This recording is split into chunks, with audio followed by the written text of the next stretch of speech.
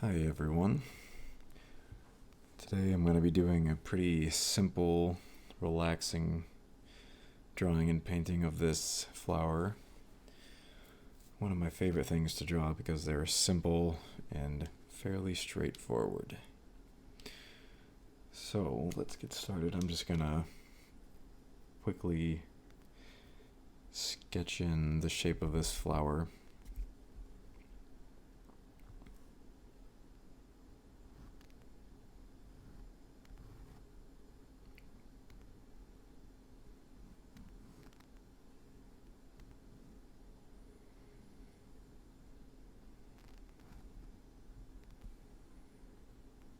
I'm just kind of marking roughly where the center of the whole structure is so that I have a reference point to base everything else off of.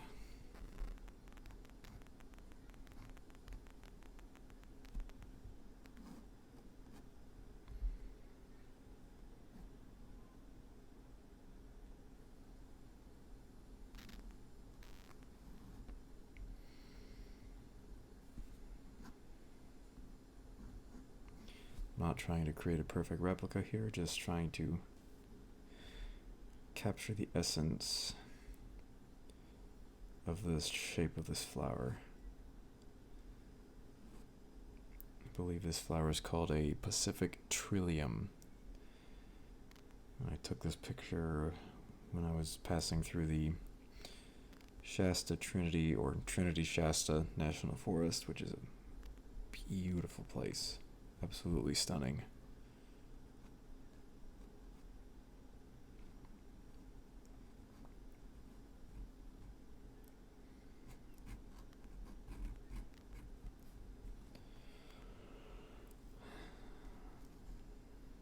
I'm going to just adjust where that center is. That's totally fine. You can do those kinds of things when you're drawing, especially if you're just using pen and you're not sketching in pencil first.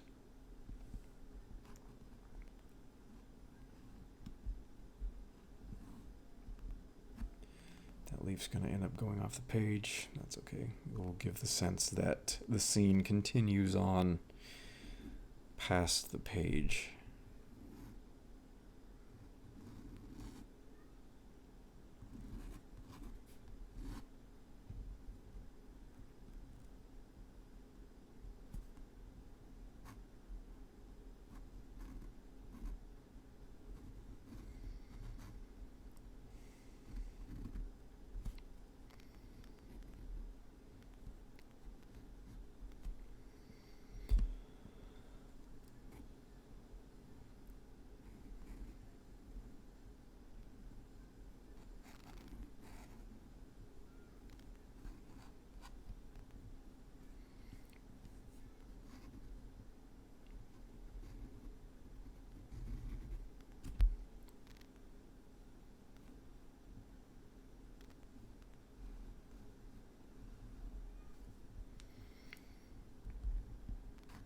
Just put this last leaf in here.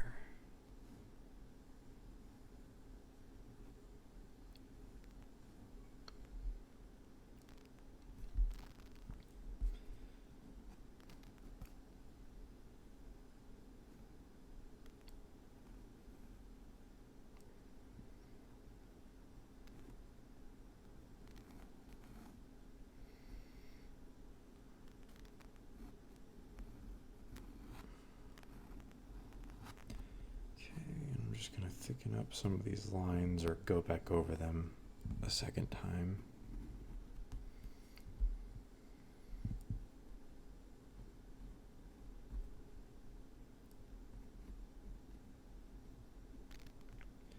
Put in these, what are they called? Are these called stamens or styles? I can never remember.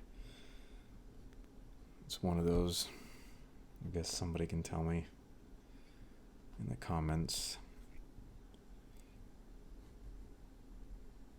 The yellow things in the center.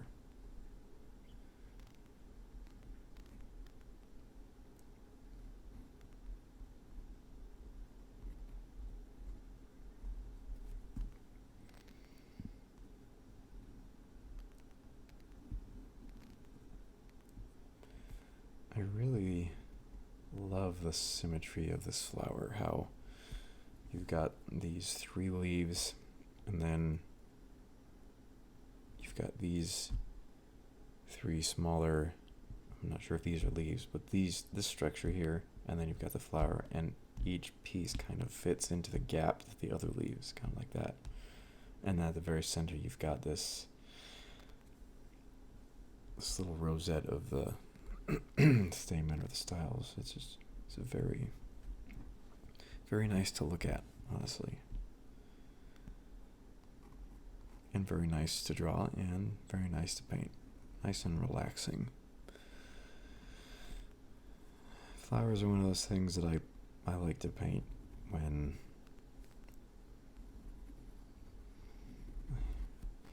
I don't feel like doing something more intense, maybe like a landscape or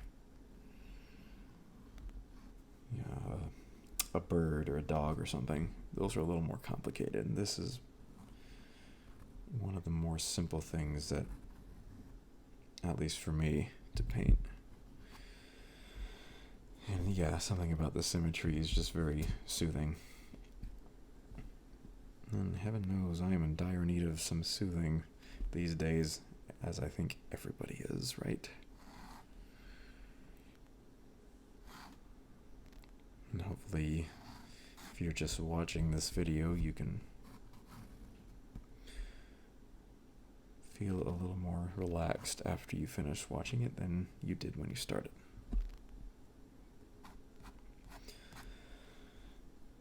I always love watching videos of people draw or paint. It's just fascinating to me.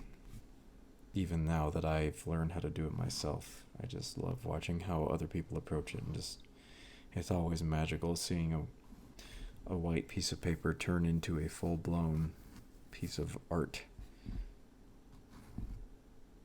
It's even more magical when you can get to the point where you can do that yourself. That was my experience.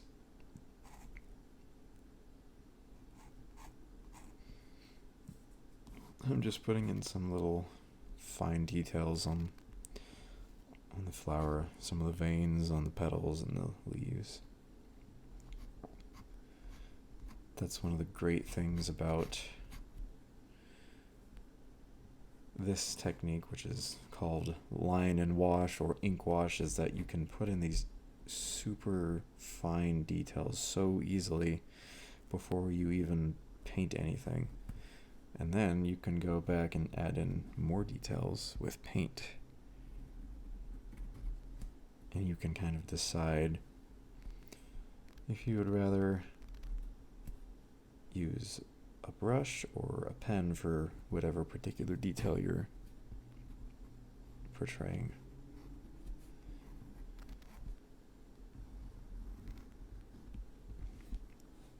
Okay. We'll call that good.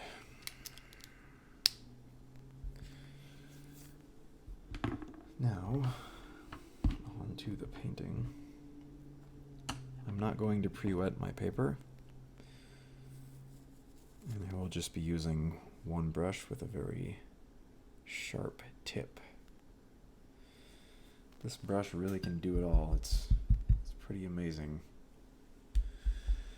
So sometimes I will put the background in first, painting around the shape of the flower. Sometimes I'll paint the flower first. Usually I'll paint the background first, so that's what I'm going to do. I'm not going to stay true to the reference photo for the background. As far as painting all the details, I'm just going to put a warm brown reddish color in the back. And I'll just use a whole bunch of these colors I have laying on my palette. And actually, as I'm thinking about it, I'm going to make the background pretty dark because I want this flower to pop. Super high contrast. I want it to look like the sun is just shining right on this flower, like a spotlight effect. So I'm actually going to make the background of my painting quite a bit darker than the background that's in the reference photo. And that's the amazing thing about painting, is you can make these kinds of decisions. You don't at all have to paint exactly what's in the reference photo, and actually most of the time you probably shouldn't do that, because you will be depriving yourself of the opportunity to be more artistically expressive with your painting. So here we go. I'm just gonna kind of pick a side, just drop it right in there. And this is something about watercolor that is quite different from other mediums. I'm gonna say mediums, even though I know it's incorrect technically, but this is English. One thing that's quite different is that, so for instance, in oil or acrylic, you could probably just paint the entire page the background color and then paint the flower over top of it. Now, if the flower were to be darker than the background color, that would work. But the flower is going to be a lot lighter than the background color, and watercolor is a transparent medium, which means you, generally speaking, can't paint light over dark. Unless you use gouache, which I will show you a little bit of that at the end of this painting. Gouache is opaque watercolor, and it, in some ways, it behaves similar to watercolor, and in other ways it is just completely different. Another thing I like to do is, well, a few things. I like to vary the color as I go, even in painting just a simple background, because that'll make the painting look more, lifelike, and more dynamic and interesting to look at. So I'm always kind of varying, the combinations of these colors that I'm mixing as I go. Then another thing I really love doing, especially with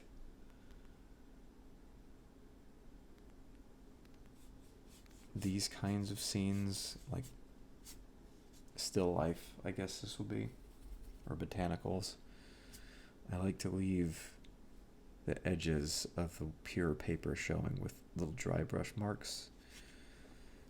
Kind of that rough, unfinished look at the edges. I don't know what it is, but something about that is really satisfying to me. I wonder if it is for you too.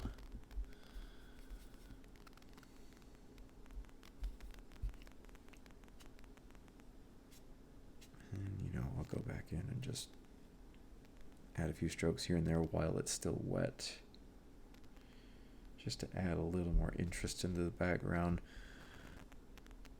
Although it is a simple background, I do want it to be interesting in its own way.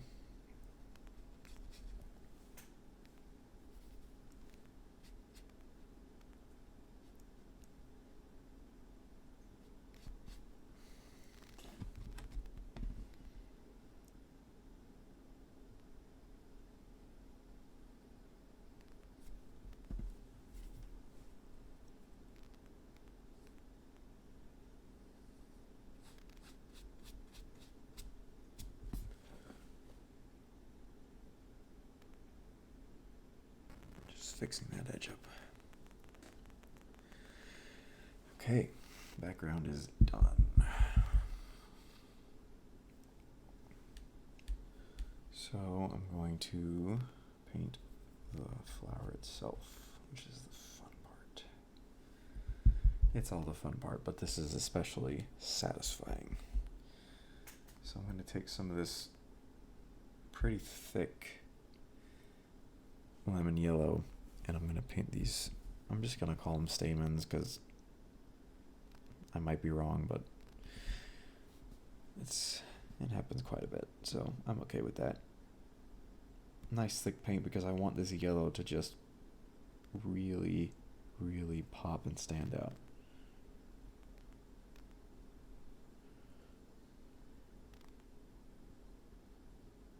And it will also help me to, when I end up painting the shadow part of the white petals, I won't accidentally paint over this part, which would make the yellow less vibrant, since now the only thing that's shining through from underneath the paint is pure white paper, so that's the most vibrant that color can be. So I'll leave that to dry because I don't want the yellow bleeding too much into the area of the petals. And I will paint the leaves.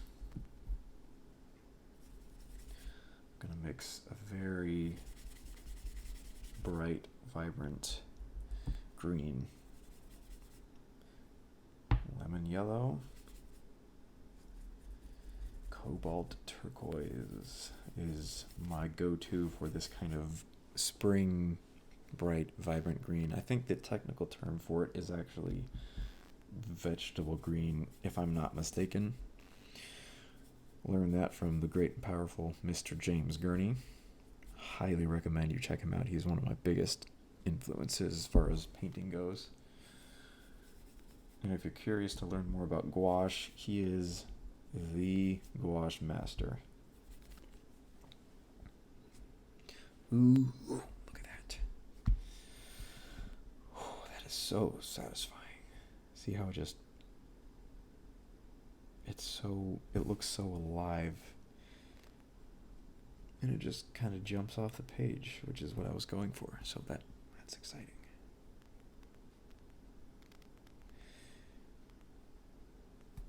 I'm sometimes almost as amazed watching myself paint things as I am watching other people paint things. It's a really interesting feeling. It's almost like I'm watching somebody else do this right now, but it's me doing it. But it took hundreds, maybe even thousands of hours of practice to get to this point, because I was not, as Bob Ross would say, I was not blessed by Michelangelo at birth to be able to paint things, and I had to really sit down and dedicate myself to practicing every single day, just no matter what, no matter how bad I wanted to give up, which I did a lot, because it's hard. It's not an instinctual thing that people are just born with, knowing how to paint, so you have to, just like any other skill, if you consistently practice and just keep showing up, with enough repetitions, eventually, it might take a long time, but eventually you'll get there. I am living proof of that, as I never imagined, ever, that I would be able to learn how to paint. And I only learned how to do this, I started maybe 3 years ago now.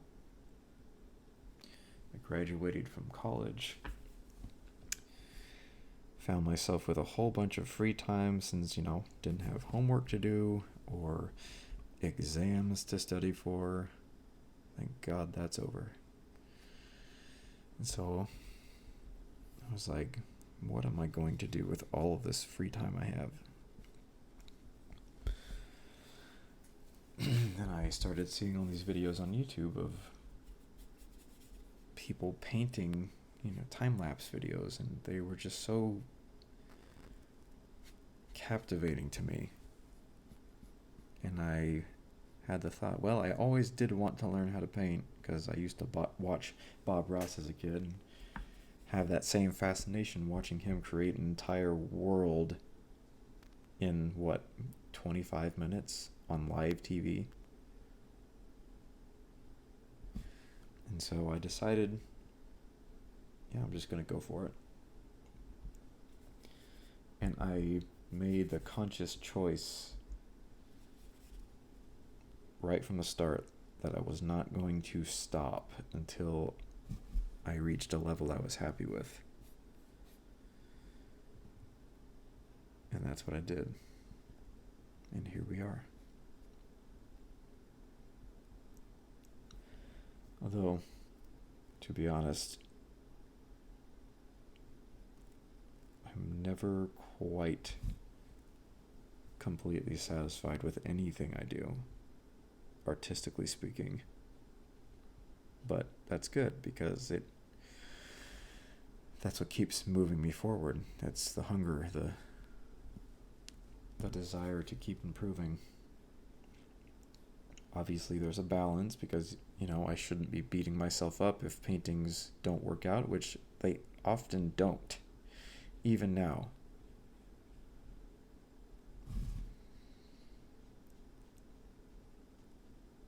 And I had to kind of change my mindset to, instead of thinking it as a failed painting, think about it as, well, you showed up and you practiced, and then actually analyzing why the painting failed and then doing it again. The same scene. And in a way giving myself feedback.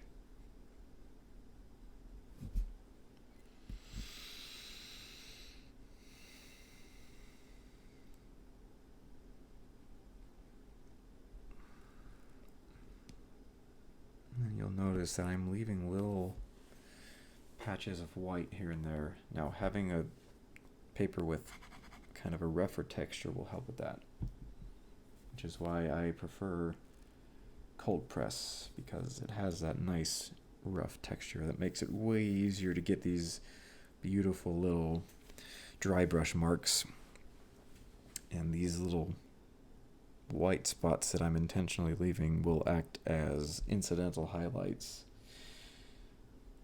and it will both give the illusion of more detail than more detail than you actually painted, and then also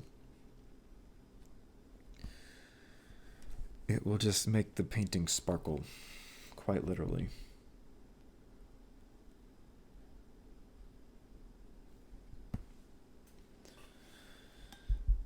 Okay. Now on to the main petal. I'm looking at the reference photo. And trying to decide what kind of gray I want to use for the shadows. Okay. I'm just going to use what we have. It's usually a good rule of thumb. Just use what's already on the palette if there's something there, especially if it's something that you've already used in the painting itself, because that will actually make the whole thing a little more cohesive. Now I'm going to add a tiny bit of red into this gray, because if you look really close at the reference photo, there actually is a little bit of red in the shadow area of this petal. I'm not sure where that's coming from, to be honest, but I really like the way it looks. Now this gray is going to look really dark at first, and it is too dark right now, but keep in mind that watercolor dries lighter. So it will be several shades lighter than this by the time it dries. I'm going to just drop it in on all the petals real quick. Just blocking in those shadow areas.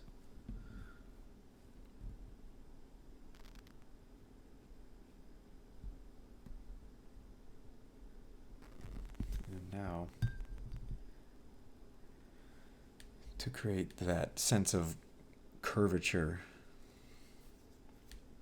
so I cleaned off my brush completely, dried it off, but keep it still damp, and then you take it and you go to the edge of the paint and you scrub very lightly in the direction that the petal is turning, and that's how you get that soft shadow. You know how long it took me to learn how to do that? It took me so long to wrap my mind around how that works, but now it's pretty much automatic. I don't really have to think about it anymore, which is, it's really nice. I'll do the same thing on this pedal.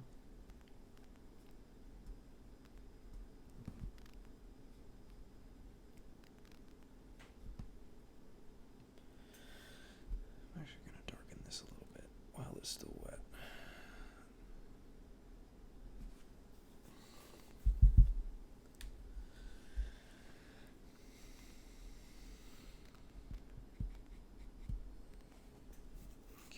Okay.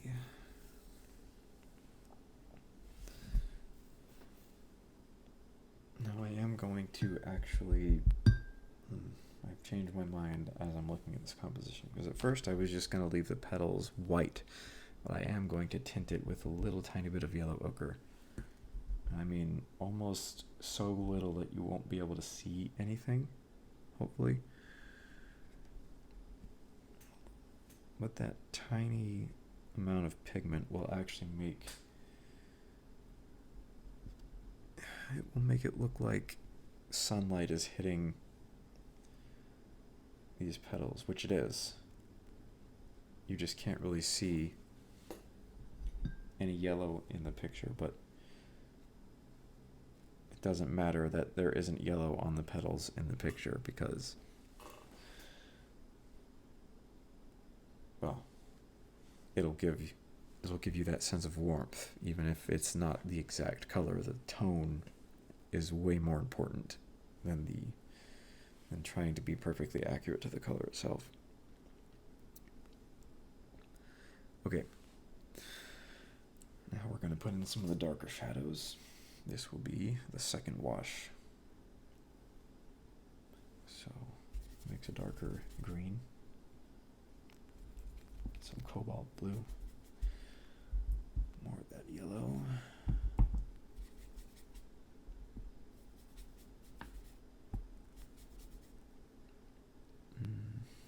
Something like that, I think. Yeah, a little more blue. So we got a shadow over here. Now a lot of these shadows are going to have really sharp edges like that.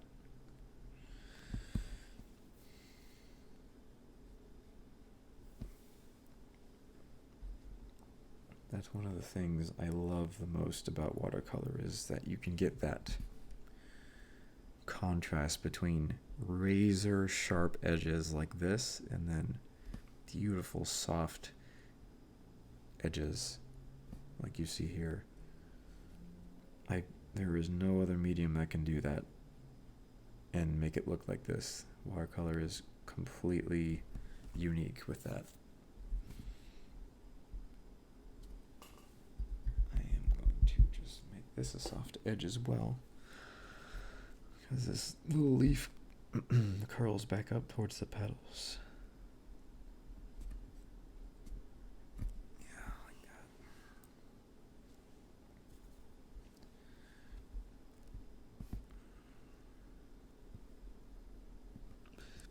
Now this is the step where things start to look a lot more three-dimensional than they did before.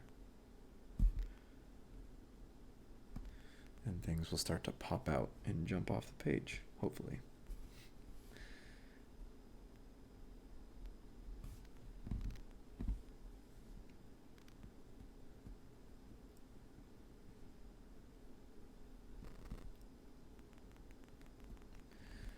It really is, even in this simple scene, there are so many details that you could get lost in painting. But you have to develop a sense of which details to keep and which details to leave out. One thing I've learned is that it's just as important to know what not to paint as it is to know what to paint. It's the same thing in music. It's the notes you don't play are acting together with the notes you do play. and it's all working together as one cohesive unit. And it's the same with painting.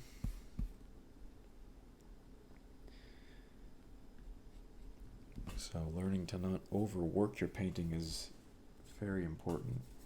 It's difficult to do, especially at first, because you kind of just get into the flow and you keep going, and you don't realize how much detail you've already painted until it's too late. So it does help to occasionally stop and kind of step back and look at what you've done so far. Maybe squint your eyes. That definitely helps with not overworking your painting.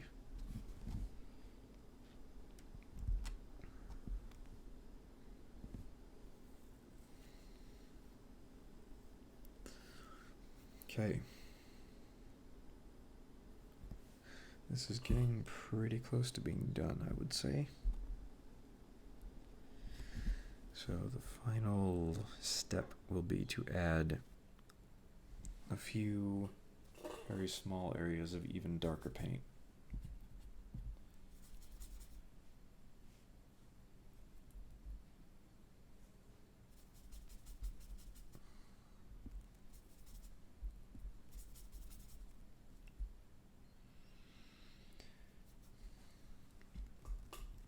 Because I want some of these shadows to pop a little more.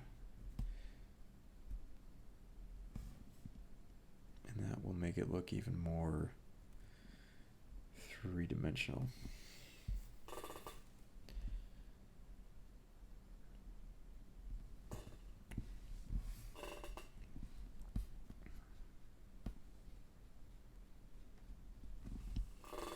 And always just keep in mind, I'm not trying to copy the reference photo exactly. I'm just using it as exactly what the name is. It's a reference. That's it.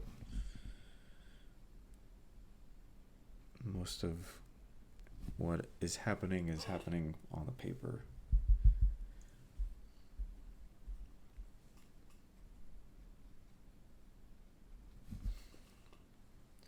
I'm realizing that this leaf needs just some subtle shadows going on, something like that, just to give it a little more texture. The same with this one.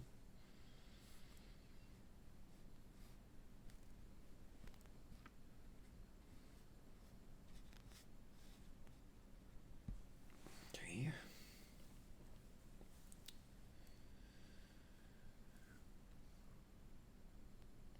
Just looking at what I've done so far, and we are pretty close to done already. See how fast that was? That's the beautiful thing about working in a small sketchbook scale like this, is you can just knock out painting so fast once you get the hang of it. It's really amazing. I love working big scale too, but it's always nice to come back to the sketchbook. I always do. No matter what other kinds of mediums I work with or what other scales I work with, I always come back to this format because it's a lot more informal, and there's a lot less pressure. Because if you mess up a painting, it's just, it's a little page in a sketchbook. And then you have everything in a sketchbook, and you can go back and look at it, and you can just keep it forever. So with some pure white, titanium white artist gouache, just straight from the tube, I'm going to add some highlights just in a few spots, particularly the edges of the leaves, because that's going to make them look like they're shining in the sunlight. And I might do some whoosh, like that, dry brush techniques across the surface of a leaf, because if you look at the photo, there's these little areas where the sky is being reflected along where these veins run. You don't have to use gouache. It's not necessary per se, but this is that one little tiny detail that will make your painting just pop so hard.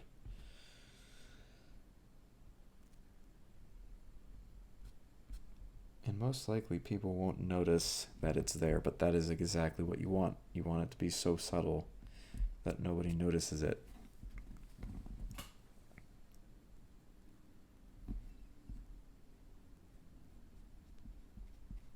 Just adding some sparkle back into these petals. Okay, so that's it for the gouache. Yeah, so gouache you can paint light over dark, or dark over light. That's one of the cool things about it. And I got a giant drop of water on my painting. Every time I paint this happens, and I keep telling myself I'm not going to do that anymore, but it's hard to take your own advice, isn't it? So, I will go back in with my fountain pen to add some final small details in the center of the flower.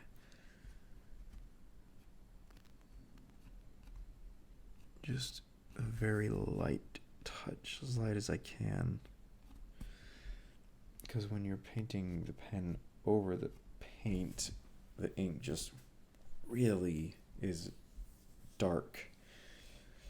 So I have to be careful because I don't want these lines to be too prominent. I would like these veins to pop a little more.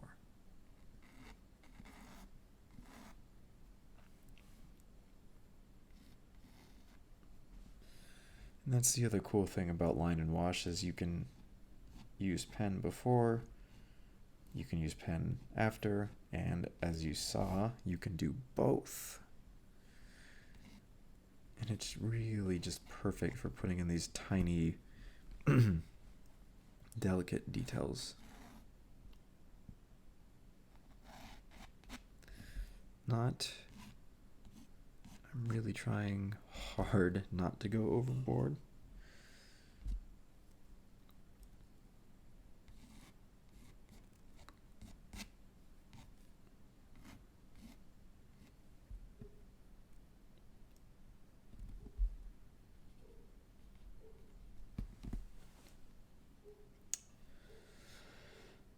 Right. I think I'm going to call it good. So we'll just give it a little signature.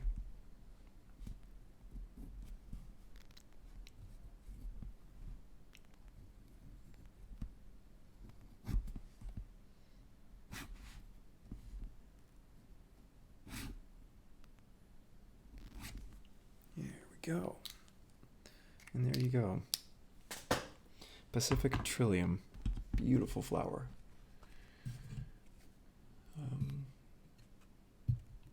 I hope you enjoyed watching my process, and I hope you learned something from it. And if nothing else, I hope you feel more relaxed at the end of this video than you did when you got here. So have a great rest of your day, and if you're interested in seeing more, stick around because I have much more to show you. We'll see you next time.